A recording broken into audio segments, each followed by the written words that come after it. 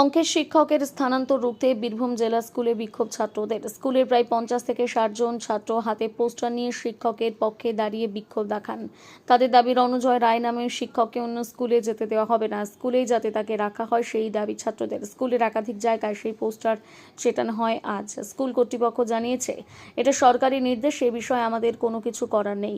ওই শিক্ষক চলে যাওয়ার পর আরও 2 জন শিক্ষককে নিয়োগ করা হবে স্কুলে। আজ আমরা বীরভূম জেলা স্কুলের ছাত্রবৃন্দ এখানে জমা হয়েছে এই কারণে, কারণ আমরা সবাই ম্যাক্সিমাম জেনে গেছি যে আমাদের স্কুলের অঙ্কের শিক্ষক রণজয় স্যার, অর্থাৎ রণজয় রায়ের স্যার আমাদের ছেড়ে কলকাতার হেয়ার স্কুলে ট্রান্সফার নিয়ে চলে যাচ্ছে সরকারি অর্ডারে। তো আমরা চাইছি যে রণজয় স্যারের মতো একজন ভালো শিক্ষককে না হারাতে। তাই আমরা চাইছি, সবার কাছে হাত জোড় করে অনুরোধ করছি যে রণজয় স্যারকে এই স্কুলে রাখা হোক, স্যারকে যেন ট্রান্সফার না করা হয়।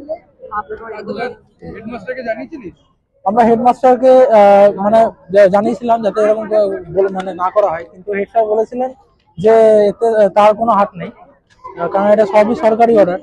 তো মানে সরকারি অর্ডারের তো খেলাফে যাওয়া যায় না হেড স্যারের। তাই মানে আমরা আবেদন জানাচ্ছি। আজকে আমরা একটা পোস্টার তৈরি করেছি, নিজেদের আমরা বানিয়েছি, সবাই মিলে ডিজাইন করেছি।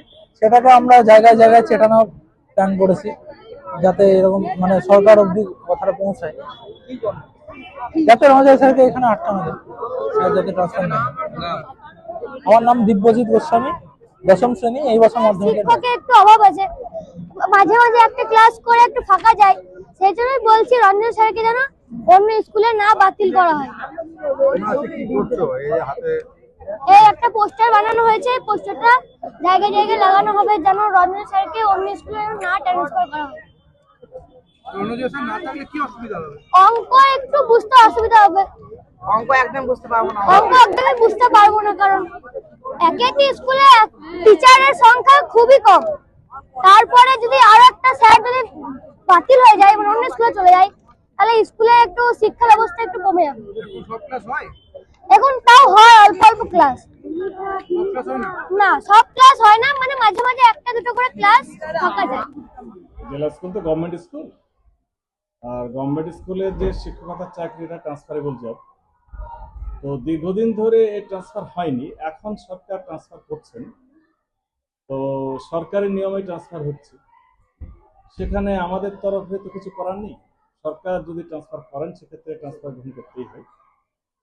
তো রণজয় স্যারের প্রতি ছাত্রদের আবেগ, রণজয় স্যার খুব ছাত্র দরদি ছিলেন, ফলে ছেলেরা চায় না যে স্যার আমাদের এখান থেকে যাক। তাদের আবেগের প্রশ্ন, আবেগের জায়গা থেকে তারা এটা করছে। তো সেই হিসেবে ওদের আবেদন, বা আমরা যেভাবে দেখেছি তাতে, যে ট্রান্সফারের নিয়মে ট্রান্সফার হয়ে গেলেও যাতে আবার সরকার এখানে ফিরিয়ে দেয়। ট্রান্সফারের তো রোটেশনে ট্রান্সফার তো হয়ই, আবার যদি পুনরায় তারা এই জায়গাতে ফিরে আসেন, আমাদের ছেলেরা সেটাই চায় আর কি। আপনারা কি ঊর্ধ্বতন কর্তৃপক্ষের কাছে জানাবেন ছাত্রদের এই দাবির বিষয়টা? না, বিষয়টা কিন্তু আমাদের ঊর্ধ্বতন কর্তৃপক্ষের কাছে জানানোর বিষয় নয়, কারণ জানানোর স্পেস আমাদের নেই, কারণ এটা সরকারি নিয়মে ট্রান্সফার হচ্ছে, আর সেখানে আমাদের তরফে আলাদা করে কিছু বলা হয়। ট্রান্সফার কি হয়ে গেছে না হবে? ট্রান্সফারের অর্ডার এসেছে। কবে কি চলে গেছে? না, জানি না, তবে এই মাসের মধ্যেই সম্ভবত রিলিজ নিয়ে যাবে। তার জায়গায় কি অন্য শিক্ষক দেওয়া হয়েছে? অন্য শিক্ষক দেওয়া হয়েছে। ছাত্রদের আরেকটা যেটা দাবি, যে এমনিতে স্কুলে টিচার কম, ফলে মাঝে মাঝে এক একটা ক্লাস অফও যায়, কারণ তারা সমস্ত ক্লাসে মানে সমস্ত টিচার অত নেই, সেখানে আরো একজন কমে গেলে আরো অসুবিধা হবে। না, রণজয় স্যার ট্রান্সফার হয়ে গেলে সেই জায়গাতে টিচার আসছে, রিলিভার হিসেবে অন্য স্কুল থেকে অন্য স্যার আসবেন এবং জয়েন করবেন। যতদূর আমাদের কাছে খবর, রণজয় স্যার এখান থেকে গেলে তার জায়গায় একজন টিচার তো আসছেনই, পরন্তু যেহেতু ফাঁকা রয়েছে আর একটা পোস্ট, ফলে আরেকজন অঙ্কের টিচার, মানে 2 জন অঙ্কের টিচার আসছে।